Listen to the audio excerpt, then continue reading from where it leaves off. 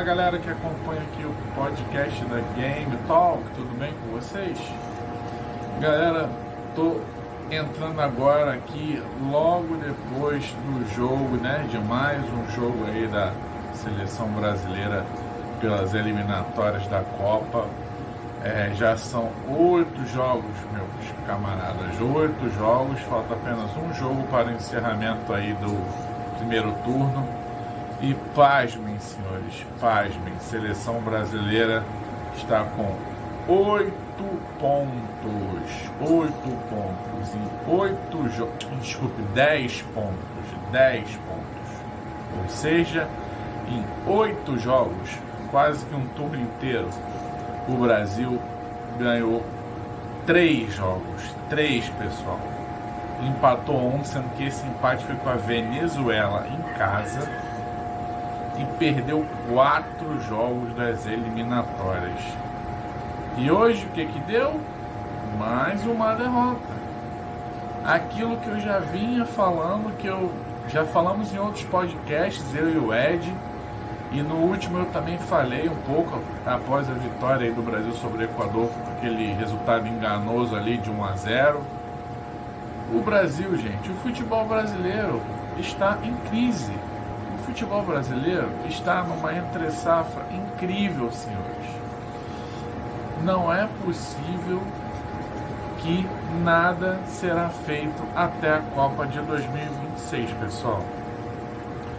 Mais uma atuação ridícula da seleção brasileira, pífia, o jogo inteiro. Se o Brasil teve 3 chances de gols, foi muito, e essas chances foram todas no segundo tempo ali, depois que entraram Luiz Henrique e João Pedro, né?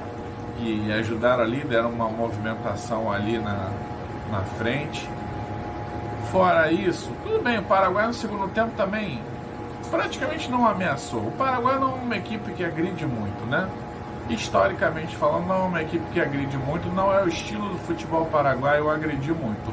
É uma equipe ali, fechadinha, até na sua época, nos seus vários tempos, na época que tinha Arce, Rivarola, né, Gamarra, Chilavert, boa seleção, mas o Paraguai nunca foi seleção de golear, nunca foi seleção de dar espetáculo, sempre foi uma seleção de jogar mais dura, sim, mais forte na marcação. O forte do futebol paraguaio é a marcação, os times, enfim.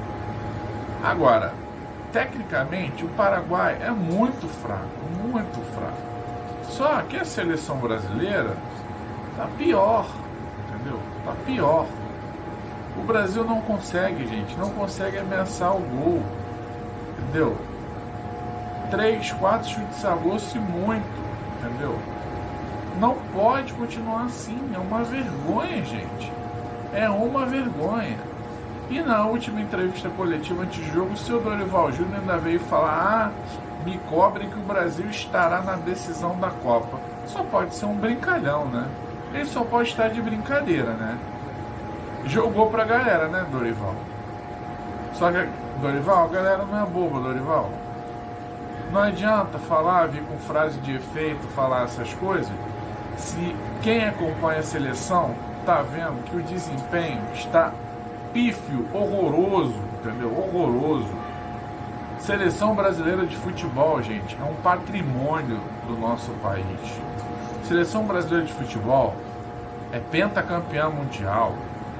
E até quando não foi campeã, Copa de 82, própria Copa de 86, em 98 mesmo, que a gente chegou na final e perdeu ali naquele jogo atípico ali, diante da França.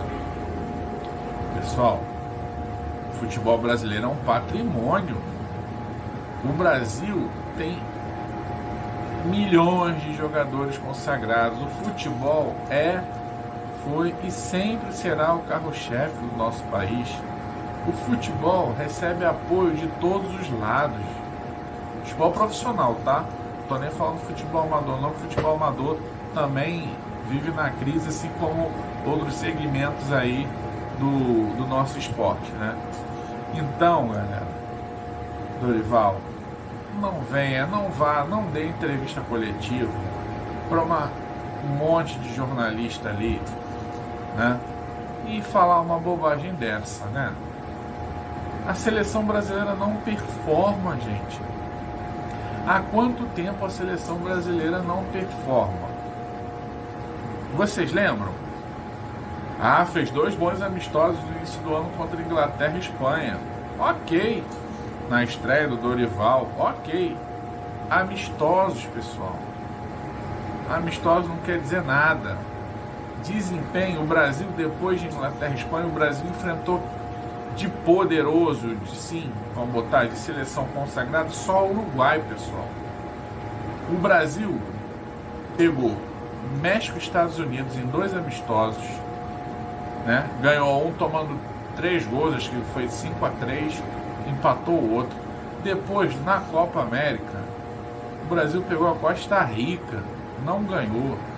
Pegou a Colômbia, que é uma seleção boa, que está até em segundo aí nas eliminatórias, tem um bom time, aliás, um time muito melhor que a seleção brasileira, mas não é uma seleção de ponta, pessoal. A Colômbia nunca ganhou nada, se ganhou uma Copa América foi muito.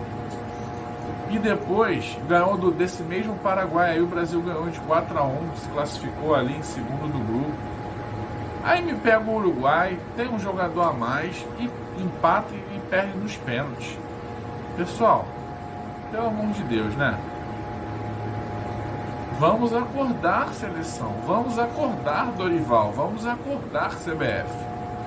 Não dá para continuar assim. Daqui a pouco a gente volta.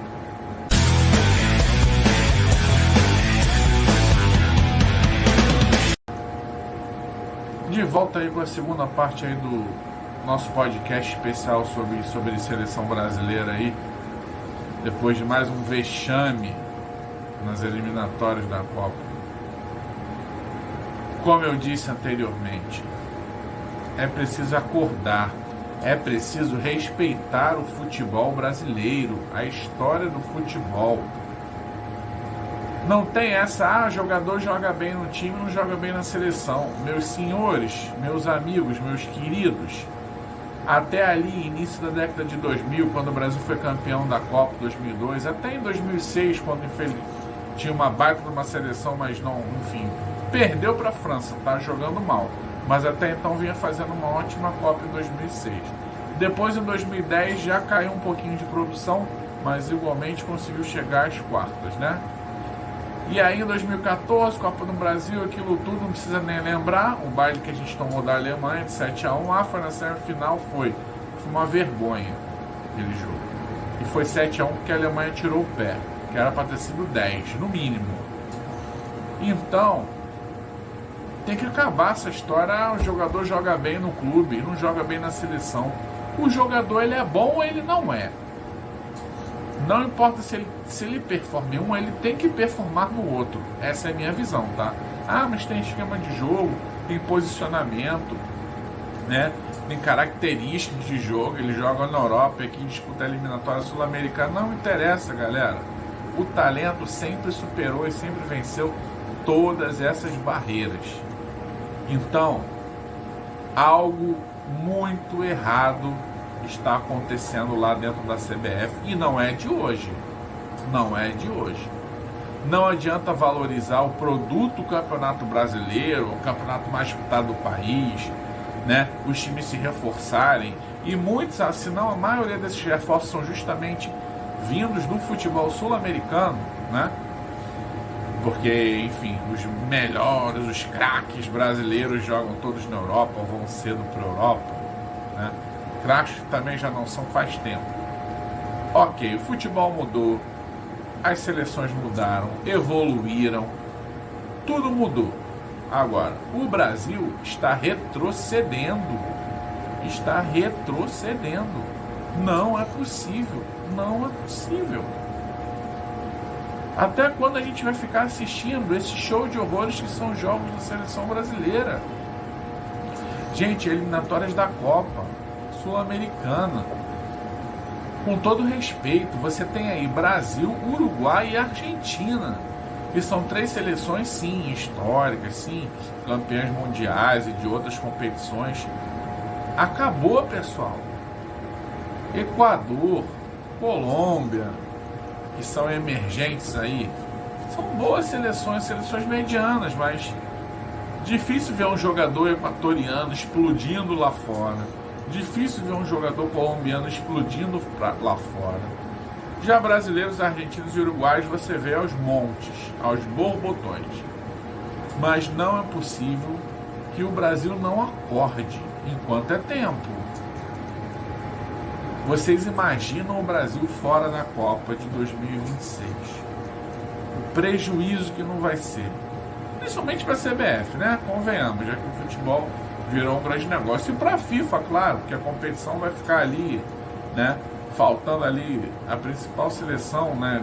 Enfim, que conquistou mais títulos, né? Então, algo precisa mudar. Ainda dá tempo. O Brasil, no mês que vem, encerra sua participação no turno da competição aí, joga com o Chile lá em Santiago. O Chile que, se não é o último, é o penúltimo das eliminatórias, que é um time fraquíssimo. Inclusive perdeu para a Bolívia hoje em casa. O Chile perdeu para a Bolívia, que até outro dia era a pior seleção da América do Sul, já não é de hoje. Perdeu em casa por 2-1. E o Brasil vai pegar essa seleção agora. Gente, tem que ganhar. É ganhar ou ganhar de qualquer jeito. Qualquer outro resultado que não seja a vitória, sinceramente, não sei o que pode acontecer. Não sei o que pode acontecer. E aí depois o Brasil joga com a Bolívia em casa, né? Bolívia que, vamos botar aí, segunda ou terceira pior seleção, né? E aí depois joga com o Peru também, né? Que também. Ou seja, resumindo, as 3 próximas rodadas das eliminatórias, o Brasil pega as 3 últimas seleções classificadas. Obrigação fazer 9 pontos. Se não fizer 9 pontos, tem que mudar. Tem que mudar treinador, tem que mudar a convocação, tem que mudar o seu presidente da CBF, tem que mudar tudo. Tudo. Porque não dá mais para assistir. Quem gosta de futebol, quem é apaixonado pelo futebol brasileiro, quem é apaixonado pelo próprio Campeonato Brasileiro, pelas coisas do nosso futebol, gente, está intragável. Não dá para continuar assim. Abram o olho enquanto é tempo. Não vou nem entrar muito no mérito do jogo. O jogo foi pífio, foi horroroso. O Brasil tomou um gol logo no início ali, né? Depois, como eu disse, no segundo tempo, melhorou um pouquinho, teve algumas chances e tal, mas defesa mesmo difícil ali do Gatito, teve o quê? 1 ou 2, né? E acabou, né? O jogo foi isso, o jogo foi horroroso. O Paraguai no segundo tempo também não quis saber de nada, só garantiu o resultado, garantiu 1-0 suado, que para eles garantiram os 3 pontos. Tá bom, galera? É isso. Eu volto com vocês daqui a pouco, mas pra gente falar aí da rodada da Copa do Brasil, tá bom? Valeu!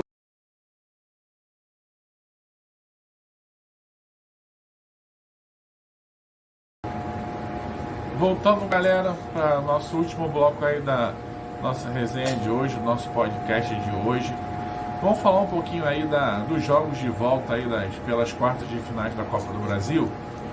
Data FIFA encerrada, né? Agora amanhã, né, já na quarta-feira, os jogos voltam a acontecer. E na quarta-feira nós teremos Atlético Paranaense e Vasco na Liga Arena. E teremos também o confronto entre Corinthians e Juventude na Neoquímica Arena. Tanto o Vasco, né, quanto Corinthians, tanto o Vasco quanto o Juventude, que foram os mandantes há 2 semanas atrás, eles ganharam aí seus jogos por 1 gol de diferença, né? O Vasco derrotou o Atlético Paranaense por 2-1 em São Januário, de virada, e o Juventude também derrotou o Corinthians por 2-1. Chegou a abrir 2-0, mas aí o Corinthians conseguiu um golzinho ali no fim, que aí deu uma sobrevida aí à equipe alvinegra, e eles voltam a se enfrentar. Tanto o Juventude quanto o Vasco jogam pelo empate, né? Qualquer empate, ou qualquer vitória.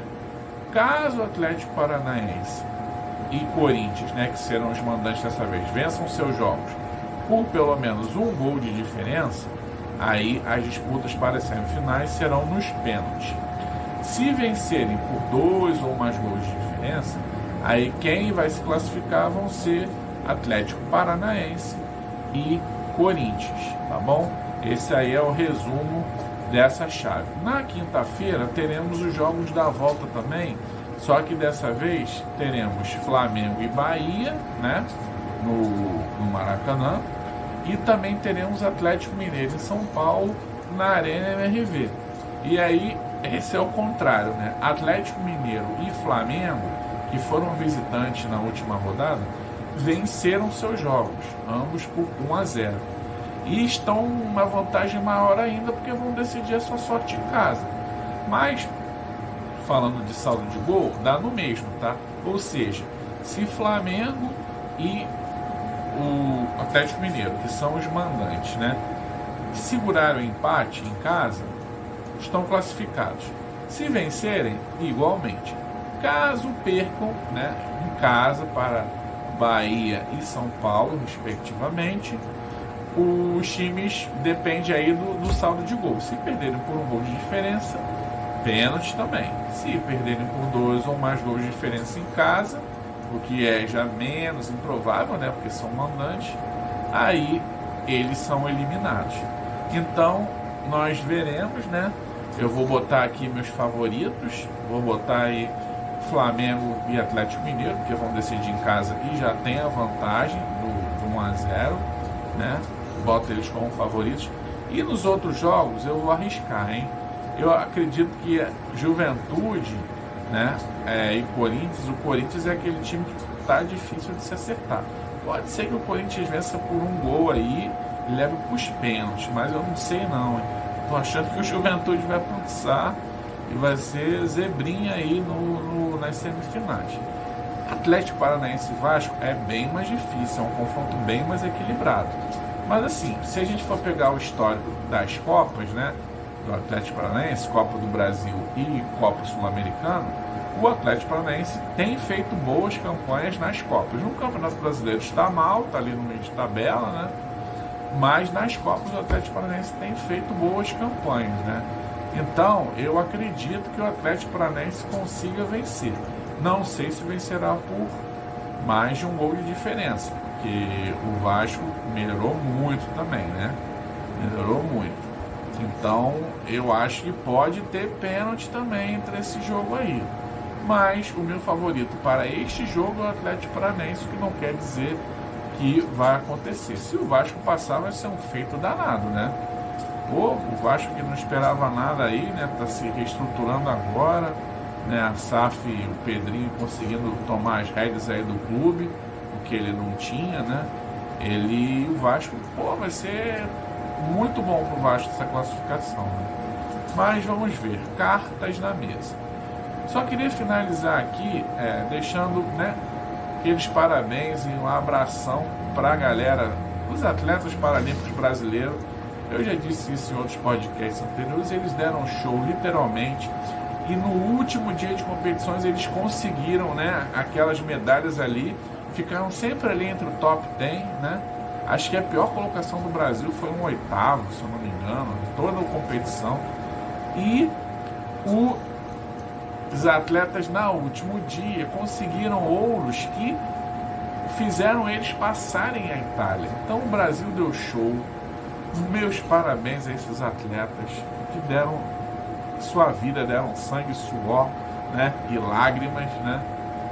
E conseguiram realmente o 5º lugar, hein? Conseguiram o 5º lugar no top 5. Conseguiram o 5º lugar no top 5 das Paralimpíadas, que era a meta do Comitê Paralímpico Brasileiro.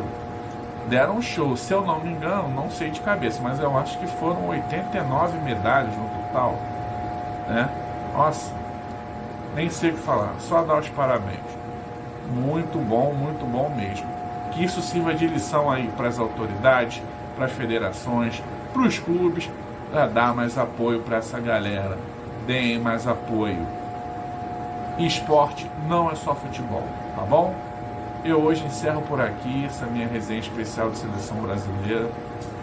Qualquer hora a gente volta com vôlei, com rodada do Campeonato Brasileiro que volta aí no final de semana, tá? E a gente vai se falando, espero vocês aí no nosso podcast, curtindo, compartilhando, comentando. Muito obrigado, galera, pela audiência, pela paciência. Até a próxima. Valeu!